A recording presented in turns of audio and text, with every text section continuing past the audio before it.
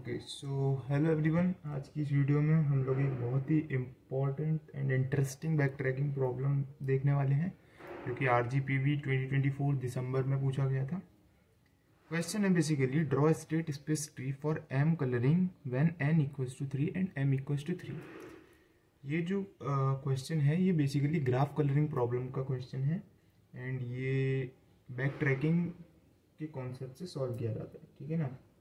तो हमें question basically बोला गया है कि एम कलरिंग के लिए हमें स्टेट स्पेस ट्री ड्रॉ करना है जहाँ पर n की वैल्यू 3 और m की वैल्यू 3 है। तो सबसे पहले क्या करते हैं, हम समझते हैं इसको स्टेप 1 में। सबसे पहले तो हम क्या करते हैं, अंडरस्टैंडिंग द प्रॉब्लम। सबसे पहले हम समझते हैं कि प्रॉब्लम क्या बेसिकली पूछा गया है एंड हमें इसमें करना क्या है। सो अंडरस्टैंडिंग द प्रॉब्लम में सबसे पहले अगर हम बात करें तो यहाँ पर हमें दो चीज़ें दी हैं, n equals to 3 and m equals to 3, ठीक है ना। n इक्वल्स टू 3 का यहाँ पर क्या मतलब है, n इक्वल्स टू 3 का मतलब है कि जो हमारा ग्राफ है ना, ये जो प्रॉब्लम है ये ग्राफ प्रॉब्लम है एक, ठीक है। तो ये जो हमारा ग्राफ होगा ना, ये उसकी बेसिकली वर्टेक्स दे रखे हैं, वर्टाइसिस, ठीक है ना।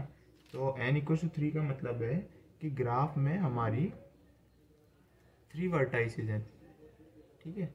वर्टाइसिस आपको पता होगा, ये जो नोड्स जैसे हम कहते हैं एक तरीके से, ठीक है ना। ग्राफ के अंदर जो नोड्स होती हैं इन्हें हम वर्टाइसिस कहते हैं। तो ये इसकी वैल्यू 3 दे रखी है एंड m इक्वल्स टू 3 का क्या मतलब है, m इक्वल्स टू 3 का मतलब ये है कि हमारे पास 3 कलर्स दे रखे हैं डिफरेंट डिफरेंट, ठीक है। 3 कलर्स, ठीक है, ये दे रखे हैं। अब ग्राफ कलरिंग प्रॉब्लम में होता क्या है कि हमें ग्राफ दे रखा होता है एंड हमें उस ग्राफ को कलर से फिल करना होता है। हमें ग्राफ दे रखा होता है एंड कुछ कलर्स दे रखे होते हैं और ग्राफ को उन कलर्स से फिल करना होता है, लेकिन एक पर्टिकुलर कंडीशन के बेसिस पर, ठीक है। एंड वो कंडीशन क्या होती है, कंडीशन होती है कि हमें बेसिकली जो कलर्स हैं, दो एडजेसेंट वर्टेक्स में सेम कलर्स हम नहीं फिल कर सकते, ठीक है ना। तो अगर हम अगली चीज़ बोलें कि हमारा गोल क्या है इसको लेकर के, दी गोल, तो गोल हमारा बेसिकली है कि ग्राफ के हर वर्टेक्स को एक कलर देना है हमें, ठीक है। ग्राफ के हर वर्टेक्स को एक कलर देना है, ठीक है। तो यहाँ पर हमारे पास 3 कलर्स हैं, ठीक है, और हमें हर वर्टेक्स को एक कलर, 3 कलर्स हम अपनी मर्जी से कुछ भी मान सकते हैं। सपोज मैंने रेड, ब्लू एंड ग्रीन, ये 3 कलर्स मान लिए कि मेरे पास ये 3 कलर्स हैं, ठीक है। एंड मेरे पास 3 ही ग्राफ की नोड्स हैं। तो अब मुझे क्या करना है, ग्राफ के हर कलर को हर वर्टेक्स को एक कलर देना है, ठीक है।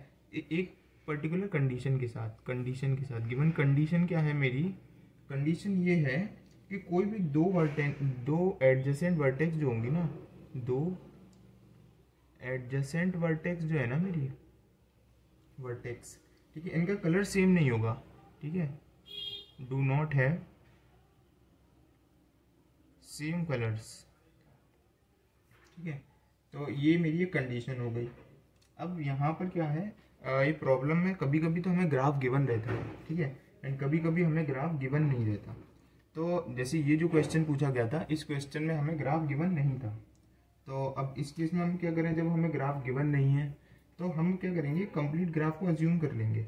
सपोज मैंने क्या किया कि ग्राफ को अज्यूम कर लिया यहाँ पर, कि ग्राफ अज्यूम कर लिया कि सपोज मेरे पे 3, मुझे इतना तो पता है कि 3 वर्टेक्सेस हैं, तो मैंने 3 वर्टेक्सेस अपनी यहाँ पर ग्राफ में बना ली।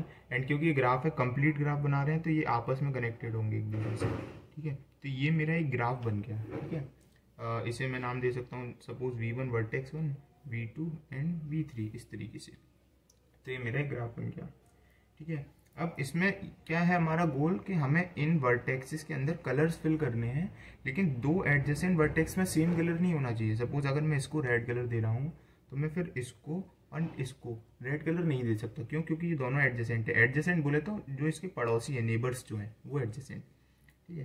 तो अगर मैंने इसको सपोज ग्रीन दे दिया तो फिर मैं इस दोनों को ग्रीन नहीं दे सकता। अगर मैंने इसे ब्लू दिया है तो मैं इन दोनों को ब्लू नहीं दे सकता। तो मुझे इस बात का ध्यान रखना है, ठीक है। तो अब इस चीज़ में क्या है कि बैक ट्रैकिंग स्ट्रेटेजी हम किस तरीके से यूज़ करेंगे, ठीक है। क्योंकि जैसा मैंने आपको बताया कि एक बैक ट्रैकिंग प्रॉब्लम है, तो इसमें हम बैक ट्रैकिंग स्ट्रेटेजी को किस तरीके से यूज़ करेंगे, तो अब हम वो समझ लेते हैं, ठीक है। सो बेसिकली तो बैक ट्रैकिंग स्ट्रेटजी में क्या होता है हमारा कि हम सपोज एक वर्टेक्स स्टार्ट कर रहे हैं, ठीक है। हमने एक स्टार्टिंग वर्टेक्स लिया, हमने उस वर्टेक्स से स्टार्ट किया, ठीक है। सपोज वर्टेक्स 1 से स्टार्ट किया, ठीक है।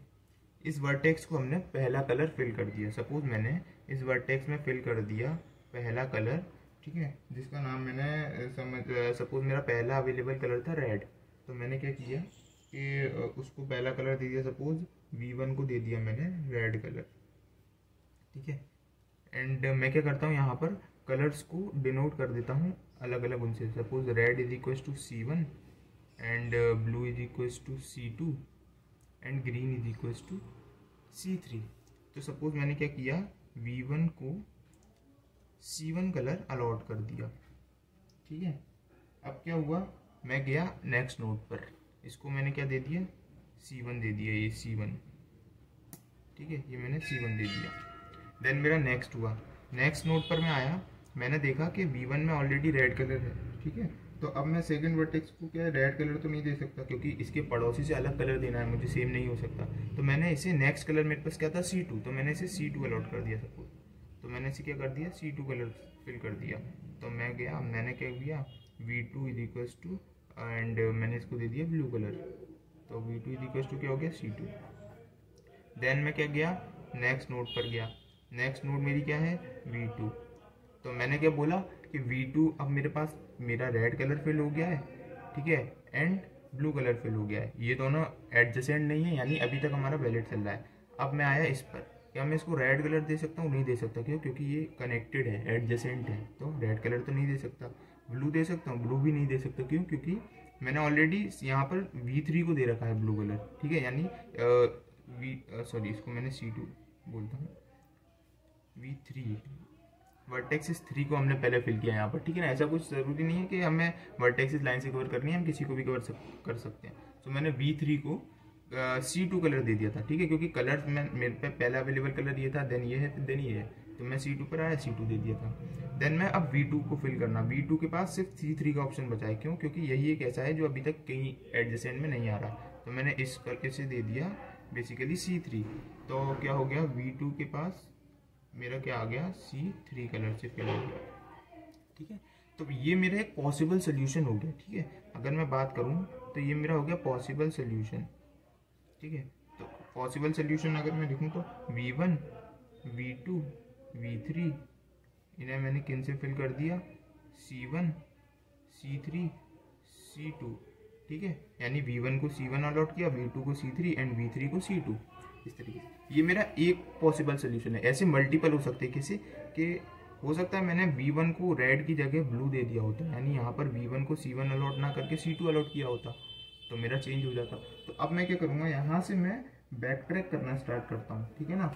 बैक ट्रैक करना स्टार्ट करूँगा, यानी कि अब मैं क्या करूँगा, चेक करूँगा कि हमें मतलब इतना तो हमारा हो गया। तो सपोज यहाँ पर मुझे कोई वैलिड कलर नहीं मिल रहा होता, तो मैं क्या करता, तो भी मैं बैक ट्रैक करके पीछे जाता और इसका कलर चेंज करता।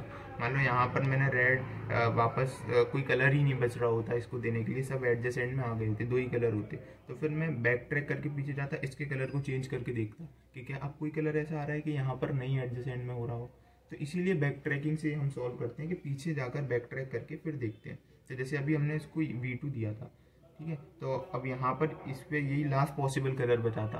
तो अगर हमें और सोल्यूशन देखना होता तो मैं क्या जाता, इसके पास जाता एंड सपोज इसको अभी भूल जाता, तो मैं क्या करता, V3 को मेरे पास एक और ऑप्शन था, C2 दे सकता था, मैं C3 भी अलॉट कर सकता था। तो अगर मैं V3 को C3 अलॉट करता एंड देन फिर नेक्स्ट स्टेप पर मूव करता, तो V2 को क्या मिल जाता, C2 मिल जाता, C2 बोले तो ब्लू कलर।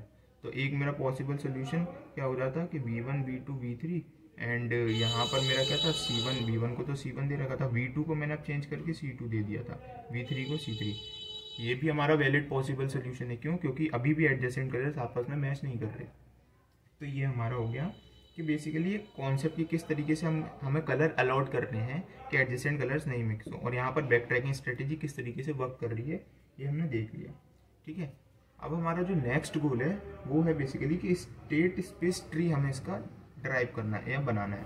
तो अगर हम बात करें स्टेट स्पेस ट्री का, तो स्टेट स्पेस ट्री क्या चीज़ है, बेसिकली स्टेट स्पेस ट्री होता क्या है, तो अगर स्टेट स्पेस ट्री की मैं बात करूं तो स्टेट स्पेस ट्री कुछ नहीं है, यही जो हमने एक्सप्लोरेशन प्रोसेस करी थी ना, कि सपोज मैंने इस ग्राफ में जाकर के मैंने ये पहले यहाँ गया, फिर इसको देखा कि इसमें फिल कर सकता हूँ कि नहीं, ठीक है, फिर नेक्स्ट पे मूव किया, फिर मैंने वापस बैक ट्रैक करके देखा कि अब इसमें दूसरा कलर फिल कर सकता हूँ क्या, फिर इसके आगे इस तरीके से। तो ये जो एक्सप्लोरेशन है इसे एक विजुअली फॉर्मेट में डिस्क्राइब करता है, ठीक है। ये जो एक्सप्लोरेशन प्रोसेस है इसे विजुअली दिखाता है हमारा स्टेट स्पेस ट्री। ओके, सो चलिए अब हम देखते हैं कि किस तरीके से हम स्टेट स्पेस ट्री यहाँ पर ड्रॉ कर सकते हैं हमारे जो ग्राफ कलरिंग प्रॉब्लम है उसका, ठीक है। तो हमने समझ लिया, हमें बस एक चीज़ ध्यान रखनी है कि दो एडजेसेंट वर्टाइसिस को हमें सेम कलर अलॉट नहीं करना। तो हम क्या करते हैं, सबसे पहले एक हमने स्टार्टिंग नोड ले ली, ये जो हमारी नोड है ये स्टार्टिंग नोड है, ठीक है, ये ग्राफ के अंदर इंक्लूडेड नोड नहीं है। तो अब हम इसमें क्या करते हैं, एक्सप्लोर करते हैं पहली नोड को। तो पहली नोड सपोज मैंने ये बना ली अपनी फर्स्ट नोड, ये है मेरी फर्स्ट नोड जिसका मैंने नाम दे दिया सपोज V1, ठीक है। तो मेरी वर्टेक्स है। अच्छा, मेरे पास कलर ऑप्शंस क्या क्या है, मेरे पास यहाँ पर एक तो C1 है जो कि रेड कलर है, एक C2 है जो कि ब्लू कलर है, एंड एक है मेरा C3 जो कि ग्रीन कलर है। तो मैं इन कलर में से ही इसे अलॉट कर सकता हूँ। तो मैंने सपोज फर्स्ट वर्टेक्स ले ली V1। अब V1 को मैं कौन सा कलर अलॉट कर सकता हूँ, तो सबसे पहला कलर मेरे पास, सबसे पहली चॉइस है रेड कलर, तो मैंने V1 को C1 कलर अलॉट कर दिया, ये हो गया। अब क्योंकि V1 हमारी फर्स्ट वर्टेक्स है तो हमारे पास ऐसा सच अभी कोई एडजेसेंट वर्टेक्स तो है नहीं, तो हम इसे कोई भी कलर अलॉट कर सकते हैं। तो मैंने जैसे V1 को C1 किया, सपोज मैं V1 को यहाँ पर मैं V1 को C2 भी अलॉट कर सकता हूँ, C2, ठीक है ना, यानी मैंने रेड दे दिया, सपोज मुझे रेड नहीं देना, मैंने ब्लू दे दिया, ठीक है। ब्लू के अलावा मेरे पास एक और चीज़, लास्ट कलर क्या है, ग्रीन, तो मैंने V1 को ग्रीन कलर दे दिया सपोज। तो मेरे पास, मैं फर्स्ट नोड को ये तीनों कलर दे सकता हूँ, मेरे पास ये चॉइस है, ठीक है। तो मैंने फर्स्ट एक तीनों पॉसिबिलिटीज़ ले ली। देन अगर मैं आगे मूव करूँ, ठीक है, तो V1 के बाद अब मैं सपोज V2 के पास आया, V2। अब V2 के पास क्या क्या ऑप्शन है, तो अगर मैंने यहाँ पर V1 को C1 दिया है यानी कि रेड कलर, ठीक है, अगर मैं मेंशन कर दूँ रेड, तो मैं V2 को रेड कलर नहीं दे सकता, क्यों, क्योंकि ये एडजेसेंट है। अगर हम एक जैसे सपोज जो हमने वहाँ पर एक ग्राफ देखा था इस तरीके से, ये V1 V2 V3 ये था हमारा, है ना। तो अगर मैंने इस वाले को रेड कलर दे दिया है तो V2 इसकी एडजेसेंट है, तो इसे तो रेड कलर नहीं मिल सकता। तो मेरे पास अब पॉसिबल ऑप्शंस क्या है, या तो मैं ब्लू दूं या ग्रीन दूं। तो मैंने क्या किया यहाँ पर कि V2 को सपोज C2 अलॉट कर दिया, C2, ठीक है। तो C2 कौन सा कलर है, ब्लू कलर है हमारा, ठीक है। या फिर मेरे पास एक और चॉइस क्या हो सकती है कि मैं V2 को ही C3 अलॉट कर दूं, C3, ठीक है। तो C3 हमारा क्या है यहाँ पर, C3 है ग्रीन कलर। तो क्योंकि अभी तक मेरे पास सिर्फ एक रेड कलर एडजेसेंट में फील्ड है, तो मैं उसे छोड़ के बाकी सारे कलर अलॉट कर सकता हूँ। तो मैंने दो चॉइसेस लिख ली यहाँ पर। उसी तरह अगर मैंने यहाँ पर V1 को ब्लू कलर दिया होता, जो कि मैंने यहाँ, हमने एक और पॉसिबिलिटी लिखी थी ना कि C2 अगर मैंने V1 को दिया है, तो अगर मैं अब इधर से अगर मैं V2 के पास जाऊँ तो मेरे पास क्या ऑप्शंस आते हैं, मेरे पास फिर से दो ऑप्शंस आते हैं कि मैं ब्लू छोड़कर कोई रेड या ग्रीन में से दे सकता हूँ। तो सपोज मैंने क्या किया यहाँ पर कि V2 को, सॉरी ये V2 है हमारा, एंड V2 को मैंने क्या कर दिया, सपोज यहाँ पर ब्लू तो ऑलरेडी मैं दे चुका हूँ, तो मैंने इसे रेड दे दिया, या तो ठीक है मैंने इसे दे दिया C1 विच इज़ रेड, या फिर मैं कौन सा दे सकता हूँ इसे, ग्रीन, यानी C3 विच इज़ ग्रीन, मैंने इस तरीके से दे दिया, ठीक है। ये ना हमारे लेवल कंसीडर कर सकते हैं कि लेवल 1 लेवल 2 की बात चल रही है, या फिर हम इसे अगर मैं बोलूँ तो ये वर्टेक्स 1 के हमने सारे पॉसिबल लिख लिए, ठीक है, V1 के सारे, यहाँ पर V2 के सारे लिख लिए इस तरीके से।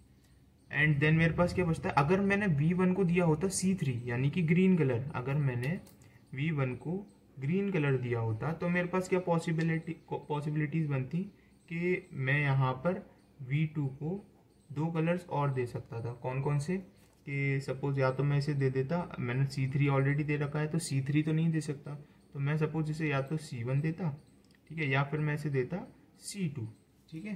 तो ये दे दिया मैंने, ठीक है, बहुत बढ़िया। तो ये मेरे V2 के सारे पॉसिबल आ गए कि मैं, अगर मेरा यहाँ से मैं V1 को रेड कलर देता तो मैं V2 को या तो ब्लू या ग्रीन दे सकता हूँ, इसके अलावा नहीं दे सकता। अगर मैंने V1 को ब्लू दिया होता तो मैं V2 को रेड या ग्रीन दे सकता हूँ। अगर मैंने V1 को ग्रीन दिया होता तो मैं V2 को रेड या फिर ब्लू दे सकता हूँ। ये मेरा V2 का हो गया। अब सपोज मैं इससे आगे बढ़ा V3 के पास, मेरे ये दोनों कलर हो गए हैं, ठीक है। अब मैं बढ़ा इसके पास जब मैं बढ़ा आगे आया तो मेरे पास क्या पॉसिबल ऑप्शंस आए कि मैंने V1 को रेड दे दिया, V2 को ब्लू दे दिया सपोज, तो मेरे पास V3 के लिए क्या बचा, रेड मेरा चला गया, ब्लू चला गया, बचा ग्रीन। तो मेरे पास और कोई ऑप्शन ही नहीं है। मैंने इसे कौन सा दे दिया, मैंने इसे दे दिया C3 which is our green colour, ठीक है, ग्रीन कलर। ऐसा क्यों, क्योंकि देखो एडजेसेंट की बात है ना, V3 के एडजेसेंट कौन से हैं, ये दोनों ही एडजेसेंट हैं। ये दोनों एडजेसेंट कौन से हैं, जो मतलब इसके नेबर्स, ये दोनों हैं। तो इसको मैंने रेड दे दिया, इसको मैंने ब्लू दे दिया, तो अब इसमें ग्रीन ही बचा, क्योंकि नेबर्स के सेम कलर में नहीं दे सकता इसको, तो ग्रीन बचा तो मैंने ग्रीन दे दिया, ठीक है, ये हो गया।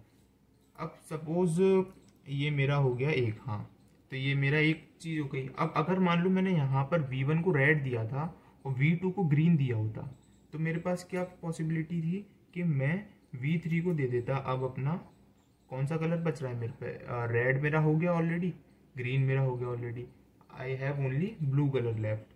तो मैंने क्या किया, इसे C2 अलॉट कर दिया which is our blue colour. तो अब अगर तुम देखो कि अगर V1 को रेड दिया था, V2 को अगर ग्रीन दिया होता, तो V3 के पास क्या चॉइस थी, सिर्फ ब्लू वाली चॉइस थी, तो ब्लू दे दिया, ठीक है ना, इस तरीके से। देन अगर मैं बात करूं अपना इस वाले की, कि मैंने सपोज V1 को ब्लू कलर दिया होता आपकी बार, ठीक है, तो अगर मैंने यहाँ पर V1 को रेड की जगह ब्लू कलर दिया होता, तो और V2 को सपोज रेड कलर दिया होता, V2 को रेड कलर दिया था, तो मेरे पास V3 के लिए क्या चॉइस थी, मेरे पास V3 के लिए एक ही चॉइस रह जाती है, ठीक है, which is our red colour, ठीक है, क्योंकि मैंने इसे ब्लू दे दिया, इसे दे दिया मैंने रेड मैंने इसे दे दिया V2 को, ठीक है, ब्लू इसे दे दिया, तो ग्रीन कलर बचा। तो V3 को मैंने सपोज दे दिया अपना C3 which is our green colour, ठीक है ना, तो ये हो गया। देन अगर मैंने V1 को ब्लू दिया होता और V2 को अब की बार मैंने रेड की जगह ग्रीन दे दिया होता, तो मेरे पास क्या बचता, तो यहाँ से देखो ब्लू ऑक्यूपाइड हो गया है, ग्रीन ऑक्यूपाइड हो गया, लास्ट कलर कौन सा बच रहा है, रेड। तो मैंने V3 को क्या दे दिया, यहाँ पर V3 को दे दिया C1 यानी कि अपना रेड कलर। बहुत बढ़िया, ये हो गया। देन मैं आता हूँ इसके पास, इसके पॉसिबल सबने कर लिए। अगर V1 को मैंने ग्रीन कलर दिया होता, सपोज ग्रीन कलर दिया होता, तो मेरे पास क्या था, V2 आया, V2 को मैंने C1 दिया, C1 बोले तो अपना V2 को मैंने कौन सा दिया था, रेड कलर यहाँ पर यहाँ पर V2 को मैंने C2 दिया था यानी ब्लू कलर, ठीक है, क्यों, क्योंकि ग्रीन ऑलरेडी दे दिया था, तो रेड और ब्लू दो ही बच रहे थे मेरे पास। देन अब अगर मैंने सपोज किया कि V1 को ग्रीन दिया था एंड V2 को रेड दिया था, तो अब मेरे पास क्या पॉसिबिलिटी है, मेरे पास V3 के लिए एक ही कलर लेफ्ट है, ग्रीन ऑक्यूपाइड हो गया, रेड ऑक्यूपाइड हो गया, बचा कौन सा, ब्लू।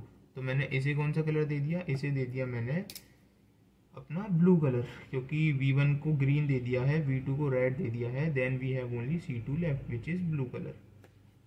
एंड अगर मैं यहाँ से आता कि V1 को ग्रीन दिया था मैंने एंड V2 को अगर मैंने यहाँ पर दे दिया होता ब्लू कलर, तो अब मेरे पास क्या ऑप्शन बचता, पॉसिबल ऑप्शन बचता मेरे पास V3 के लिए सिर्फ एक colour which is our red. So V3 को मैंने C1 दे दिया होता, यहाँ पर C1 मेरा क्या था, रेड कलर, रेड, ठीक है। सो ये जो हमारा बना है, ये हमारा स्टेट स्पेस ट्री कहते हैं इसे, यही हमारा स्टेट स्पेस ट्री है। अब यहाँ पर पॉसिबल सॉल्यूशन मैं आपको बताऊं तो देखो, अगर V1 को रेड अलॉट है, V2 को ब्लू अलॉट है, ग्रीन और V3 को ग्रीन अलॉट है, तो ये हमारा एक पॉसिबल सॉल्यूशन है, क्योंकि एडजेसेंट नहीं हो रहा है कोई भी कलर एक दूसरे से। अगर V1 को रेड दिया होता, V2 को ग्रीन दे दिया होता, तो V3 को ब्लू दिया होता, तब भी मेरा एक सोल्यूशन बन सकता था यहाँ पर, सोल्यूशन 2, ठीक है। अगर V1 को मैं ब्लू दे देता, V2 को रेड देता और V3 को ग्रीन देता, तो भी मेरा एक सोल्यूशन बन रहा था, तो सोल्यूशन 3 हो गया। सेम अगर V1 ब्लू ही रहता लेकिन V2 को मैं ग्रीन दे देता एंड V3 को रेड दे देता, तो मेरा एक और पॉसिबल सोल्यूशन आ गया। सिमिलरली V1 को अगर ग्रीन कलर दिया होता, V2 को रेड दिया होता एंड V3 के पास ब्लू आ जाता, तो भी मेरा एक सोल्यूशन पॉसिबल बन रहा था। एंड जो लास्ट मेरा था कि V1 तो ग्रीन ही रहता लेकिन V2 को मैं ब्लू दे देता इस बार एंड V3 को रेड दे देता है, तो मेरा एक पॉसिबल सॉल्यूशन ये आ जाता विच इज सॉल्यूशन 6, ठीक है। So what we can say we have total 6 possible solutions for m is equals to 3 colors for n is equals to 3 nodes. This is what we can write as our final answers. ठीक है, तो इस तरीके से हमने क्या किया, हमने देख लिया कि हमारा बेसिकली ग्राफ कलरिंग प्रॉब्लम होती क्या है। देन हमने देख लिया कि हमारा गोल क्या होता है, एक कंडीशन क्या होती है कि एडजेसेंट कलर्स नहीं होने चाहिए। अगर ग्राफ नहीं दिया होता तो हम एक ग्राफ विजुअलाइज कर लेते हैं इस तरीके से, ठीक है। देन फिर हम एक बार पहले ग्राफ में ही अलॉट करके देख लेते हैं कि 3 कलर्स हैं तो सबको अलग अलग मिल जाए इस तरीके से, ठीक है। मिनिमम कलर्स का हमें यूज़ करना होता है इसमें। तो 3 कलर्स 3 नोट्स थी तो मिनिमम कलर्स का तो यहाँ पर तीनों ही हमें यूज़ करने पड़ेंगे, कोई वो नहीं रहता, लेकिन बेसिकली मिनिमम कलर्स की बात होती है। देन हमने देख लिया स्टेट स्पेस ट्री क्या होता है एंड स्टेट स्पेस ट्री बनाते कैसे हैं इस चीज़ के लिए। तो ये हमारा आरजीपीवी का पीवाई की क्वेश्चन था। होप आप सबको समझ में आया होगा। कोई भी डाउट है तो कमेंट सेक्शन में आप बता सकते हैं। Thank you so much.